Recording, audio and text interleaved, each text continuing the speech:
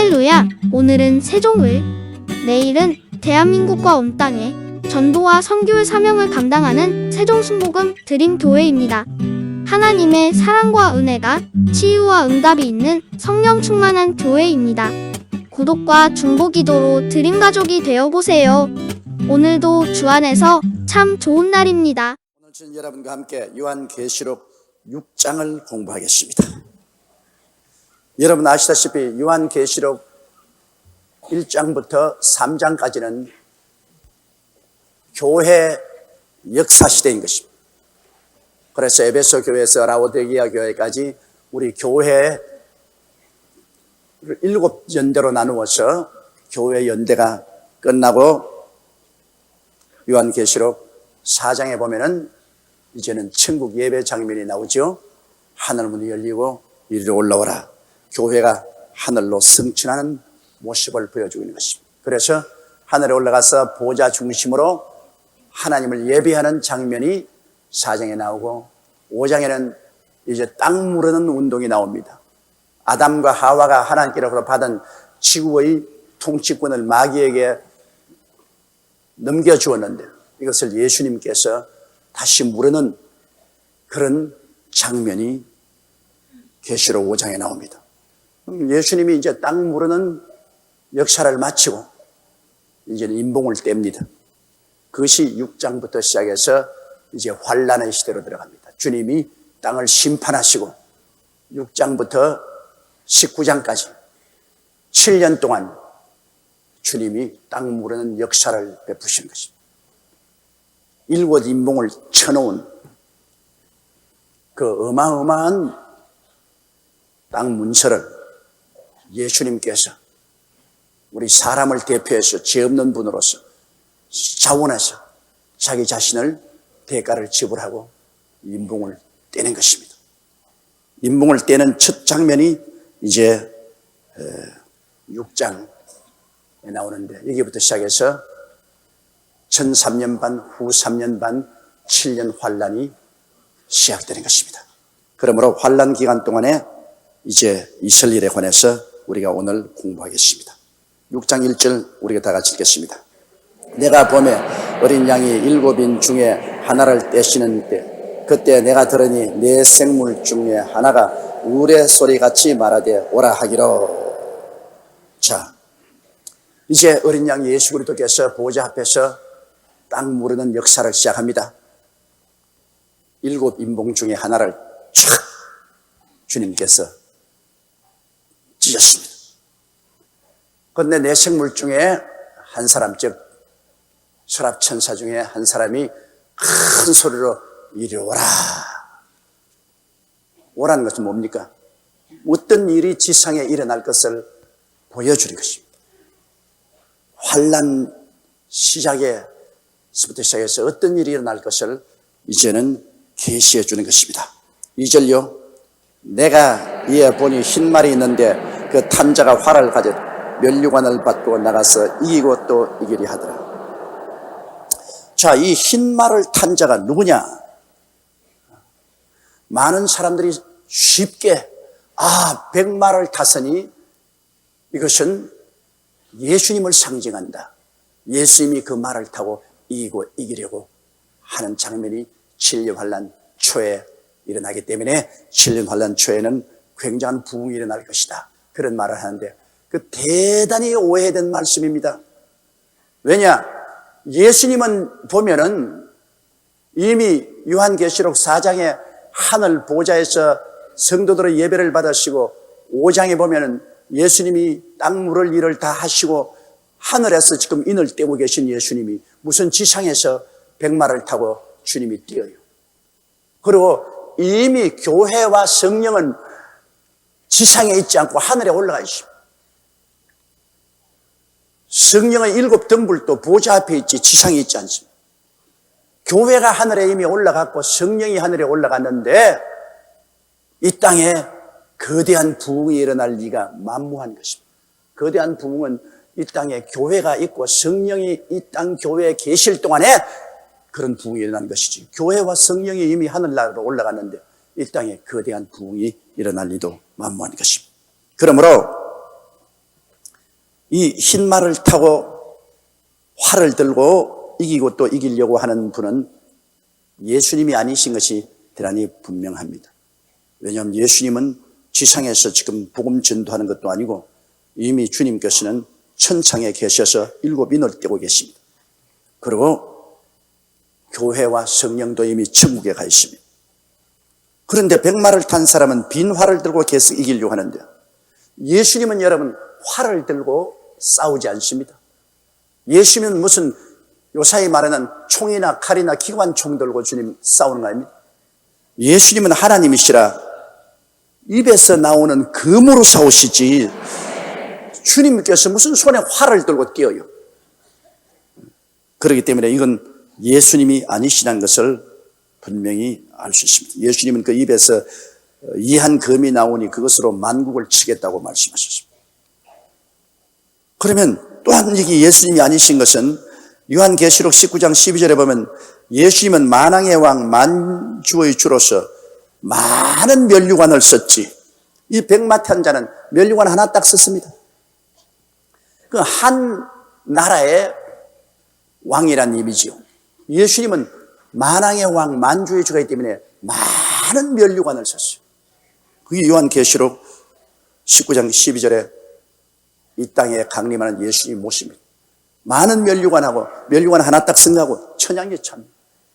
그리고 이 사람은 또 이기 보니까 나가서 이기고 또 이기리 하더라 했는데 아직 이기지를 못하고 이기고 또 이기려고 하는데 예수님은 이기고 또 이기려고 하는 분이 아닙니다. 예수님은 이미 이긴 것입니다. 요한계시록 3장 21절에 이기는 그에게는 내가 내 보좌에 함께 앉게 하여 주기를 내가 이기고 아버지 보좌에 함께 앉은 것과 같이 하리라. 이미 예수님은 이기셔서 보좌에 앉아 계시는데 뭐 새삼스럽게 이기고 또 이기려고 뜁니까? 이분 예수님이 아니에요. 그러면 이 백마를 탄 자는 누구냐? 메시아를 가장한 적그리스도를 말하는 것입니다. 여러분 마귀도 광명한 천사로 가정하는 것입니다. 그러므로 여기에 요한계시록 6장 1절에 7년 환란의 벽두에 나타나는 것은 적그리스도입니다. 7년 환란 동안에 여러분 무대에서 주 쇼를 하는 분이 적그리스도입니다. 예수님 아닙니다. 예수님은 이미 일을 다 마치셨고 하늘 보좌에 앉으신 거죠. 7년 환란의 벽두로부터 끝까지 쇼를 하는 것은 적그리스도인 것입니다. 이 적그리스도가 예수 그리스도를 가장하고 이 세상에 평화와 번영을 가져오는 메시아라고 거짓 주장을 하며 그는 백마의 면류관을 쓰고 활을 들고 뜁니다. 적그리스도가 유럽을 통합하고 세계를 정복하기 위해서 온 인류의 소망인 위대한 메시아적 지도자라는 것을 나타내기 위해서 그는 흰 말을 타고 면류관을 활을 들고 뛰는 것입니다. 그런데 이 적그리스도가 오면은 온 세계가 환영할 것이라고 예수님이 말씀하셨습니다. 요한복음 5장 43절에 보면 나는 내 아버지의 이름으로 왔으면 너희가 영접지 아니하나 만일 다른 사람이 자기 이름으로 오면 영접하리라. 예수님은 아버지의 이름으로 자기 땅에 왔을 때 배척당했지만 적그리스도가 오면은 이 세상이 다 악한 자에게 쏘였으므로 이 적그리스도를 너희들은 환영할 것이라고 예수님께서도 친히 말씀하셨습니다. 그런데 이 적그리스도는 보니까 예수님 흉내를 내면서 백마를 타고 활을 가지고 있었으나 활살이 없어요. 여기 보니까 내가 이에 보니 흰 말이 있는데 그 탄자가 활을 가졌고 면류관을 받고 나가서 이거 하자는데 활만 가졌지 화살이 없어요. 여러분 빈 활 가지고 아무리 흔들어 봤자 별 소용이 없어요. 화살이 있어야 실제 땡겨서 사람 짐승을 쏘지요. 이것은 무엇을 의미하냐 하면은 적그리스도가 와서 무력으로 협박을 할 일이지 실제 무력 행사는 안 할 것을 표시하는 거죠. 강력한 무력을 가지고 협박하죠. 그러니까 무력을 시위만 하지 실제 않습니다. 적그리스도도 그것입니다. 활은 있으되 화살이 없어요. 무력을 시위는 하네. 실제 무력은 사용하지 않고 적그리스도가 유럽을 통합시키는 것입니다. 전쟁에서 통합시키는 것이 아니고 그런 강력한 무력 행위를 하면서 적그리스도가 놀라운 외교적인 수법으로 유럽을 통합합니다. 백마를 타고 활을 들고 이기고 이기려고 하더라. 실제 무력 행사는 안 하면서도 협박을 해가면서 그런 이기고 또 이겨서 유럽 통합을 완성시키는 것을 말하는 것입니다. 그런 탁월한 정치가요, 모략가로서 정치적 수완과 모략으로 옛 로마 판도인 유럽을 거의 손에 완전히 쥐었습니다. 지금 뭐 우리가 벌써 보는 것처럼 유럽은 이미 경제적으로 완전히 통합되었고 이제는 1902년부터는 유로와 돈을 사용합니다. 한 나라 돈을 사용합니다. 돈을 같이 사용하면 모든 경제와 모든 생활이 통일되는 거예요. 그 다음 뭐 정치 통일은 눈으로 불을 본 듯이 뻔합니다, 여러분. 모두 다 한 나라 돈을 쓰니까 경제가 완전히 한 집안이 되어버립니다. 그러면 유럽의 경제적인 이익을 보존하기 위해서 유럽의 군대도 하나로 통일되고 정치도 하나로 통일되고 불을 번씩 화납니다. 이제 몇 년, 내몇 년이면 유럽은 완전히 경제 통일에 군사 통일에 정치적 통일이 이루어집니다. 바로 여러분 적그리스도가 이와 같이 나타나면은 제일 먼저 이스라엘과 7년 계약을 맺습니다. 이스라엘과 7년 계약을 맺는 것은 다니엘서 9장 27절에 분명히 기록되어 있습니다. 한 왕이 와서 이스라엘과 한 일해 동안 계약을 맺습니다. 7년 언약을 맺습니다. 자, 그런데 그 유럽이 통합되고 유럽의 수많은 대통령이나 혹은 수상이 일어나면 그가 적그리스도의 맹렬한 능력을 가지고 일어나게 되는데 그와 7년 계약을 할 이스라엘은 어떻게 되었습니까? 여러분, 이스라엘은 주 70년 만에 예수를 십자가에 못 박은 연고로 그 나라가 파멸되고 풍지박산되어서 2000년 동안 나라 없는 민족으로 세상에 방황하고 온갖 수모를 당하고 제2차 대결 때는 히틀러에 의해서 600만이 학살을 당하는 그런 비극을 겪었습니다. 그럼에도 불구하고 성경에는 내내 나라 없는 이스라엘이 다시 고토에서 독립국가가 되면 그때부터 말세 카운트다운이 된다고 너는 말했습니다. 말세 마지막 때 이스라엘이 다시 고토에 돌아와서 나라가 이루어진다는데 여러분 참으로 한번 생각해 보세요. 이스라엘이 고토를 회복한다는 것은 얼마나 어려운 일이냐 하면 주 1세기에 건국된 고구려의 만주 벌판을 우리가 회복하는 것과 같은 것입니다. 지금 여러분 고구려 땅이 오늘 북경으로부터 시작해서 저 몽고까지 고구려 땅인데 그 우리 거라고 깃발 두고 뛰어나간다고 통일 허락해 줄 사람이 있겠어요? 그 옛날에는 그 광활한 땅이 고구려 땅이었지만 지금은 그것이 우리가 중국과 몽고에 뺏긴 지가 아득한 옛날입니다. 그 역사에나 기록되어 있지 우리 실제로 못 점령해요. 이스라엘이 고토로 돈다는 것은 이와 꼭 같습니다. 그들이 나라를 잃어버린 지 2000년입니다. 2000년 전 조상 땅 내놓아라. 그 말이나 될 소리입니까? 그럼에도 불구하고 성경은 계속해서 마지막 때 이스라엘이 2000년 동안 잃어버린 그 고토에 돌아와서 나라를 세울 것이라고 했는데 하나님의 말씀이 인간적인 생각으로 계산해 보면 이루어질 것 같지가 않았는데도 불구하고 이루어졌어요. 그것이 1914년에부터 1918년까지 있었던 세계 제1차 대전입니다. 독일과 터키의 연합군과 영국하고 전쟁이 벌어졌습니다. 그때 팔레스타인은 터키의 점령하에 있었습니다. 그래 영국과 독일과 터키 연합군하고 전쟁이 붙었는데 참 전쟁을 할 동안에 양 상막 나라 모두 다 화약이 떨어졌어요. 서로 싸우다 보니까 대포와 한안을 넘어서가 화약이 떨어졌어요. 그때는 화약을 수지에서 만들었어요. 나무 기름에서 만들었어요. 나무 이렇게 베면 그 송직 나오는 그거 가지고서 그 속에 아세톤이라는 화약 원료를 뽑아내가지고 화약을 만들었는데, 뭐 도저히 전쟁에 화약을 만들었어요. 그 당시에 영국의 해군 장관이었던 윈스턴 처칠이 말했습니다.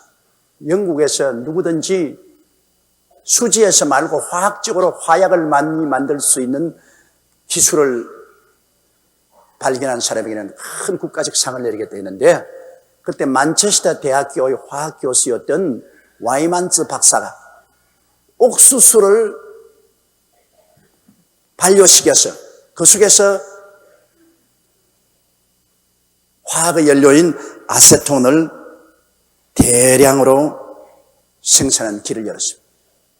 그래서 그가 그냥 옥수수를 가지고 발효시켜서 아세톤을 많이 생산해서 막 영국 공장에서 총알을 막 대포탄을 포탄을 무한대로 만들어내니까 그 물량의 공세에 독일과 터키가 꼼짝 못했습니다. 그래서 영국의 알렌비 대장이 대군대를 거느리고 에집트를 통해서 시내 광야를 통해서 이스라엘로 진격에 들어갔습니다. 그때는 제일 처음 정찰기가 만들어져서 정찰 비행기가 떴는데, 터키는 아직 비행기가 없었어요. 터키 군인들이 예루살렘 성을 지키고 있는데, 영국 비행기가 요란 소리를 내고 와서 성미를 확 정찰하니까 터키 군인들이 기절 초풍을 했어요. 남평생 처음 보는 큰 새가 한 마리 날라와가지고서 막 예루살렘 성미를 막 시위를 하니까 막 터키 군인들이 아주 기절 초풍을 했어요. 알렌비 대장은 아주 좋은 신자였습니다. 그래서 그는 감히 예루살렘 성성을 향해서 대포를 쏠 수가 없다. 그래서 그 성을 포위하고 계속해서 비행기 시위를 했습니다. 그러니까 이 터키 군인들이 다 달아나 버렸어요. 싸움도 안 하고 다 달아나 버렸어요. 그래서 총 한 방 쏘지 않고 알렌비 대장이 예루살렘을 점령하고 팔레스타인을 영국이 완전히 점령하고 독일과 터키 연합군은 1차 대전에서 패했습니다. 그래서 2000년 동안 잃었던 그 고토를 영국이 점령했습니다.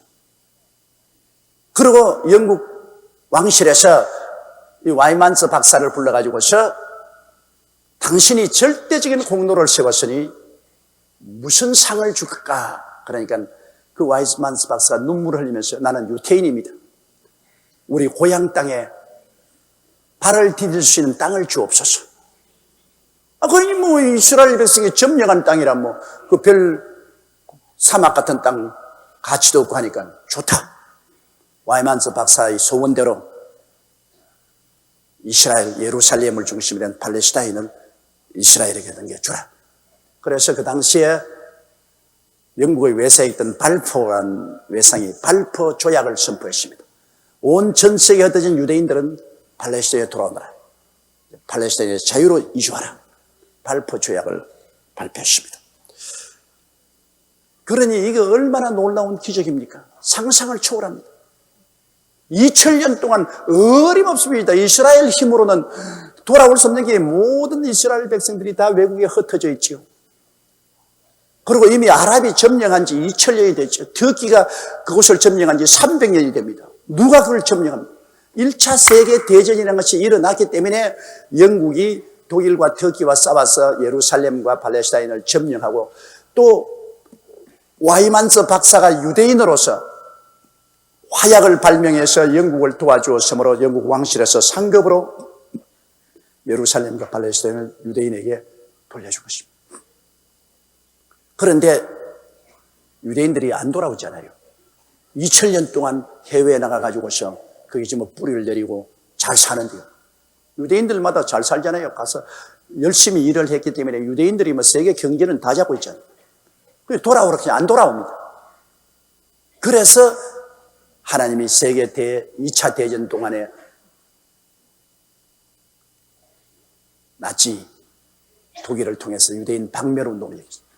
어마어마하게 유대인들을 잡아서 히틀러가 가스 체인바에서 죽여가지고서 머리는 뽑아가지고서 천을 짜고 몸은 녹여가지고 비누를 만들었습니다. 이렇게 어마어마하게 하니까 유대인들이 발붙일 곳이 없으므로 어디로 가느냐? 다 고토로 도망을 치고 오게 된 것입니다. 그러니까 하나님이 무서운 채찍으로 때리니까 그들이 팔레스타인으로 모여와서 1948년 5월 15일 날 그들은 독립국으로 선포를 했습니다. 1948년 5월 15일. 그리고 그 와이만스 박사를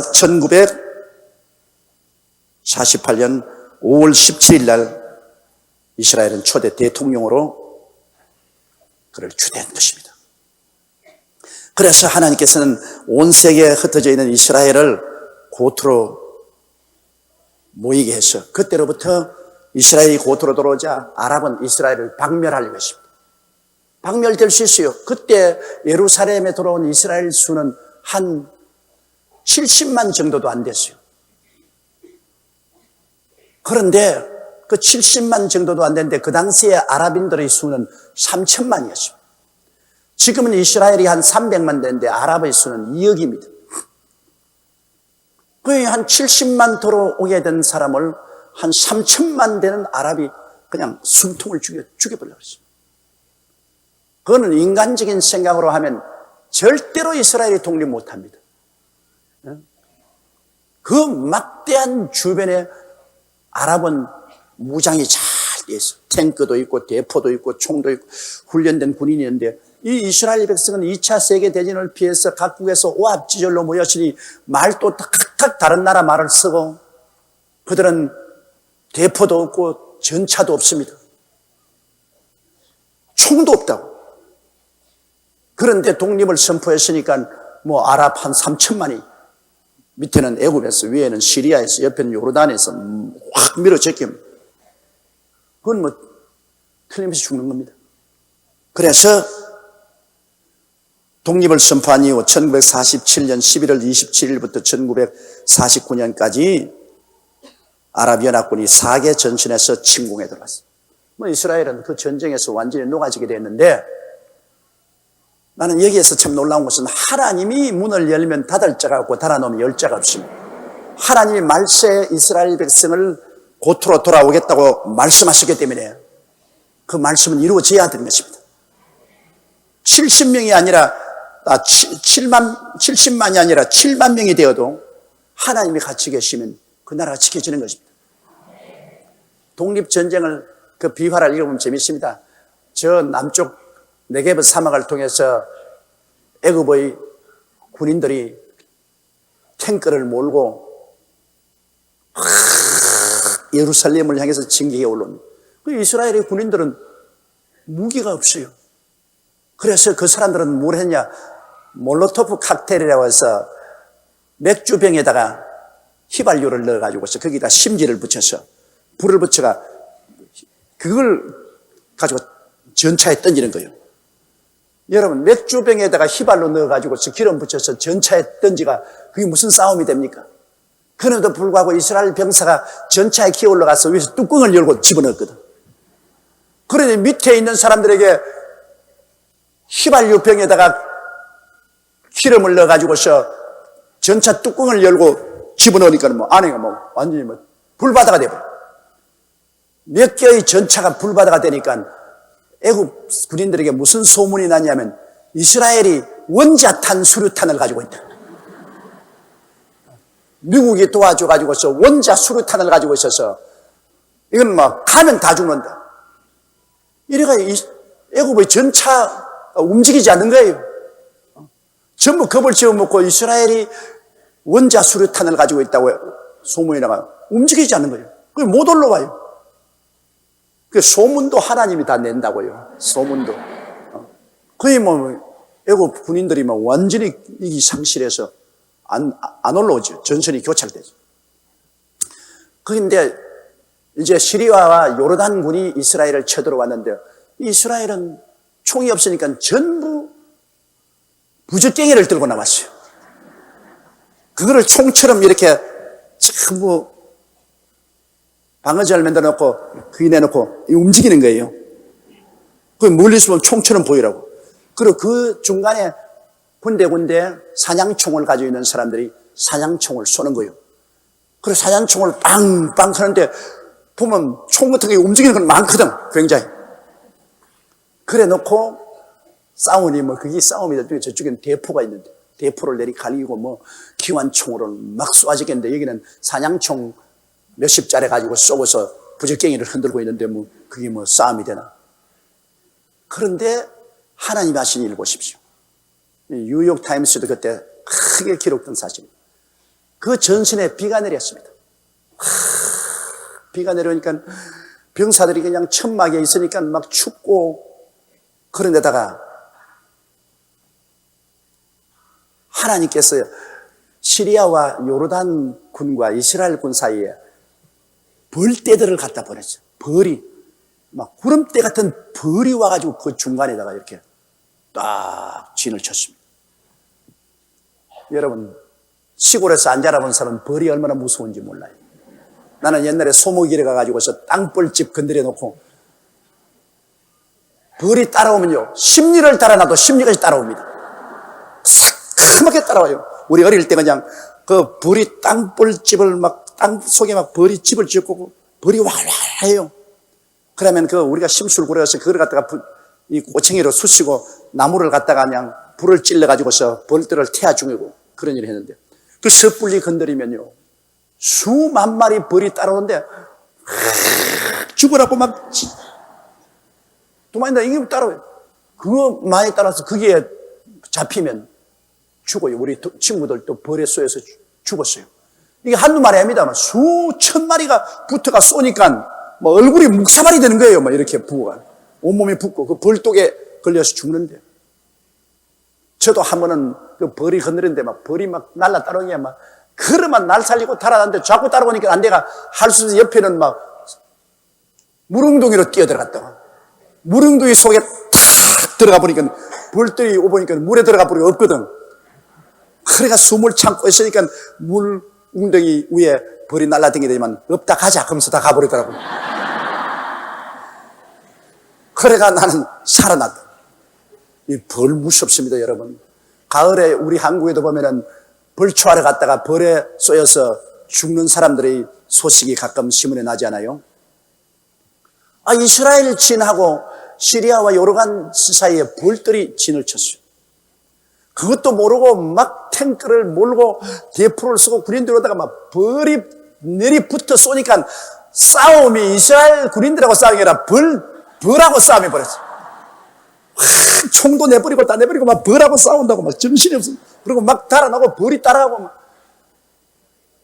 이 벌에 쫓겨가지고서 이 사람들이 막 도망을 치고 비는 내리는 데다가 벌에 쏘였으니 벌독이 올라가 모두 다 설사를 하기 시작. 퉁퉁 붓고. 그래가 막 천막에 다 알아들어 누워있는 동안에 이스라엘 사람들이 건너가가지고서 그 탱크, 그 대포, 그 총을 다 몰고 왔습니다. 그 무기도 없는 이스라엘 백성이 막 갑자기 막 탱크가 막 굴러 들어오고 막 대포가 오고 말이지 총들이 전부 시리아와 요르단 그 빼앗아 왔습니다. 하나님이 벌을 보내가지고서 싸우고 성경에 보면은 내가 왕벌을 보내어서 팔레스타인의 7족을 내어 쫓겠다고 말했습니다. 하나님이 역사하시면 도저히 상상하세요. 벌은 뭐 아무리 벌 보고 뭐 대포 쏘았자 벌이 꼼짝이나 합니까? 벌이 뭐 기관총 무서워합니까? 그러니까 이 참 무서운 전쟁이에요. 그래서 이스라엘이 거기에서 대량으로 무기를 놓여겠습니다. 탱크와 대포와 기관총, 총들을 놓여가 그걸 가지고서 싸우니까 뭐 도저히 뭐 애국 군대도 뭐 요르단 시리아도 어떻게 할 도리가 없습니다.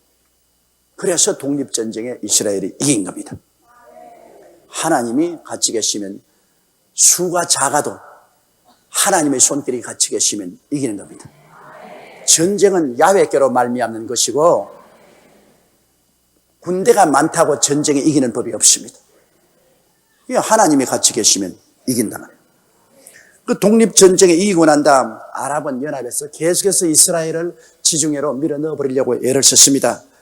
그것이 1956년 10월 29일부터 11월 5일까지 있은 시나이 전쟁인데요.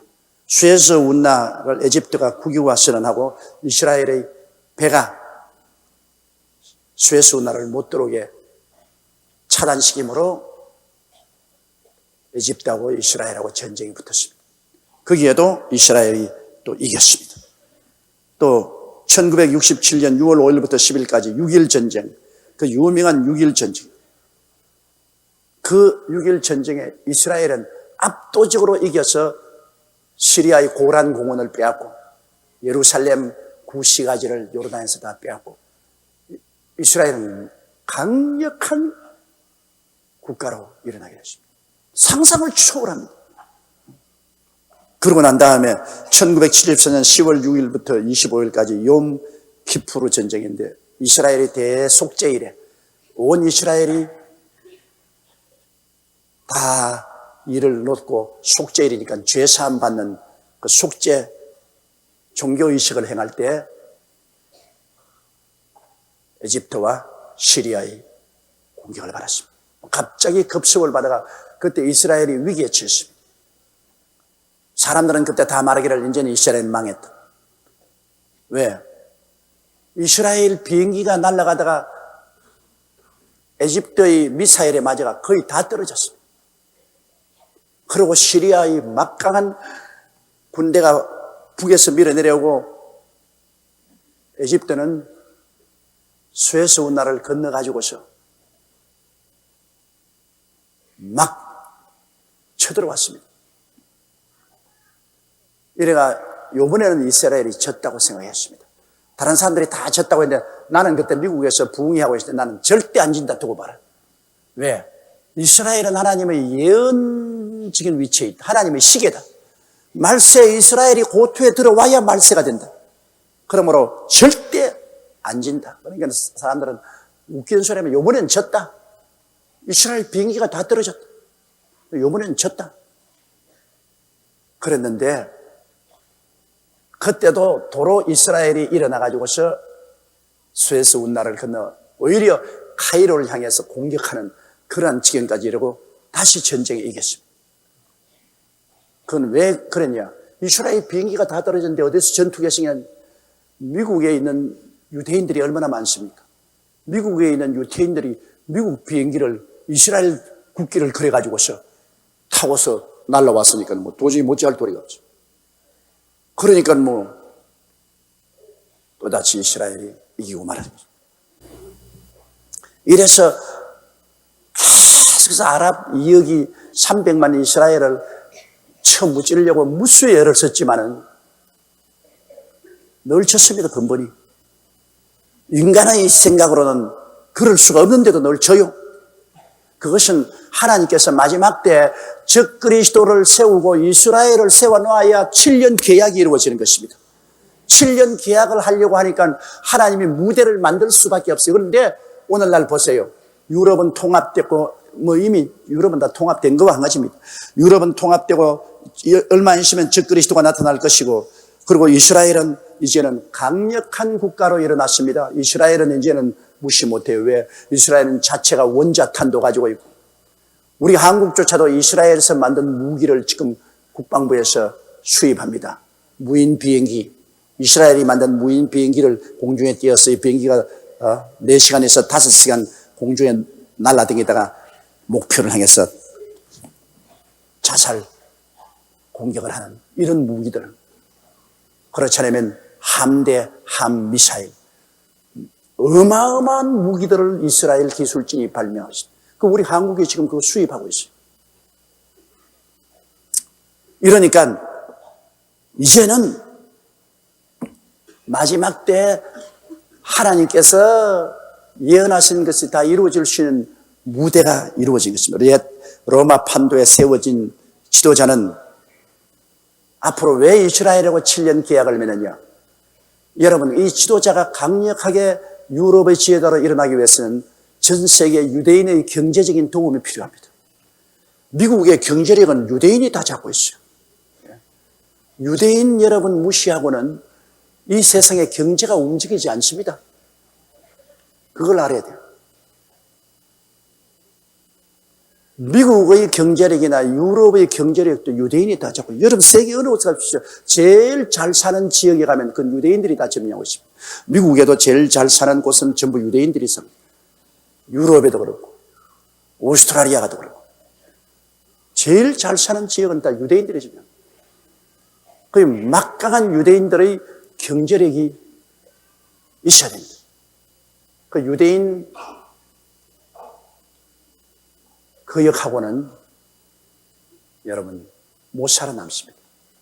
일본이 한번 큰 코 다쳤죠. 일본이 유럽에서 600만 유대인들이 학살됐다는 것은 거짓말이다. 지어낸 이야기다. 사실 그렇게 학살 안 당했다. 그거를 문해춘추라는 곳에 글을 적고 반유대 운동을 일으켰습니다. 그러자 뉴욕에 있는 유대인 연합체에서 일본을 때려라. 그러가 일본하고 수입을 하던 수입체가 일본 물건 수입 안 하지요. 유대인 은행들이 일본하고 교제 안 하죠. 일본 경제가 순식간에 거꾸로졌습니다. 그렇게 승승장구하던 일본 경제가 불과 몇 달 내에 완전히 아주 풍지박산. 그래서 일본 정부와 문해춘추에서 공식으로 회개를 하고 용서해달라고 빌고 잘못했다고 발표를 했습니다. 그냥 유대인 경제를 여러분 무시하고 마음대로 못해요. 우리 대한민국도요, 이 유대인들을 무시하고는 우리 한국 경제가 못 뻗어나갑니다. 어떤 경제적인 운영을 하는 게 유대인들이 작정하고 난 다음에 한국에는 정권 시장에서 돈 다 뽑자 확 뽑아버리면 우리는 또 IMF에 또 떨어집니다. 거대한 경제를 운영하는 그 단체들이 유대인들입니다. 금융을 유대인이 잡고 있어요. 세계의 돈 보따리를 유대인이 잡고 있어요. 그래서 이 적그리스도는 유대인의 경제력이 필요합니다. 유럽이 지금 일어나고 있지만 강력한 경제적인 스포트가 필요하기 때문에 그는 이스라엘하고 악수를 하기를 원합니다. 그럼 전 세계는 유대인들의 금융이 밀어주니까. 또 이스라엘은 적그리스도의 연합체인 유럽 공동체 국가의 도움이 필요합니다. 왜? 이스라엘이 꿈에도 소원하는 것은 시온산, 예루살렘에 있는 시온산에 옛 솔로몬 성전을 복구하는 것입니다. 지금 거기에 아랍 사람들이 와서 이슬람의 성전을 지어 놓았습니다. 오마 성전이라고. 근데 아랍 사람들은 그게 3대 성전입니다. 메카하고 메디나하고 여기 예루살렘 3대 성전으로서 10억 이슬람이 정신적인 지주로 삼습니다. 거기에 보면 아무것도 없어요. 그 성전 안에는 바위가 하나 있는데 그 바위가 바로 아브라함이 이삭을 제물로 드린 데입니다. 그런데 이스라엘 백성들은 아브라함이 이삭을 제물로 드렸다고 하고 아랍 사람들은 아브라함이 이스마엘을 제물로 드렸다고 하고 이스마엘이 맏아들이다. 첩에서 낳지만 그래도 맏아들이다. 말하니까 이스마엘을 제물로 드린 곳이라고 그러고 이스라엘은 아니라 그것은 정체에서 난 이삭을 제물로 드렸다. 그렇게 주장을 합니다. 그러므로 유대인도 그것이 성지고 아랍도 그것이 성지입니다. 그런데 거기에 지금 만일 이스라엘이 그 성전을 헐고 이스라엘의 솔로몬 성전을 복구시키려고 하면은 10억 아랍하고 전쟁이 벌어집니다. 이건 어마어마한 무서운 전쟁이 벌어집니다. 도저히 이스라엘 힘으로서는 그곳에 성전을 복구할 수 없어요. 그러나 이스라엘이 일념으로 소원하는 것은 강력한 유럽 연합국이 일어나서 그 유럽 연합국의 백을 힘입어서 그곳에 성전을 짓기 위해서는 유럽 연합국의 백이 필요한 것입니다.